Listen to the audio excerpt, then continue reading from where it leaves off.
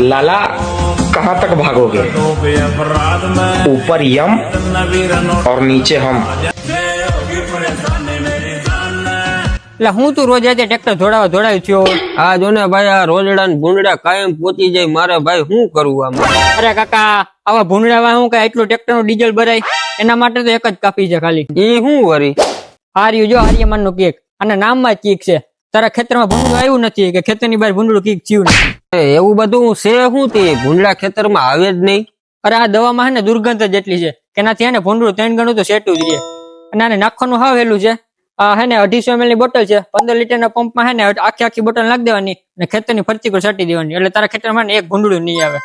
ને ટૂંકમાં તારા ટ્રેક્ટર હે ને આ ડીઝલ ને ધુવાડા તો ન થાય એટલા ને હાવ સસ્તું છે. 390 રૂપિયામાં તો 1 લીટર આવી જાય. તો ખેડૂત મિત્રો અપનાવો આર્યમાન ની કીક અને ભગાવો ભૂંડડા તમારા ખેતરમાંથી. पुष्पा नाम सुन के फ्लावर समझे क्या? फायर है मैं, आए कि नहीं?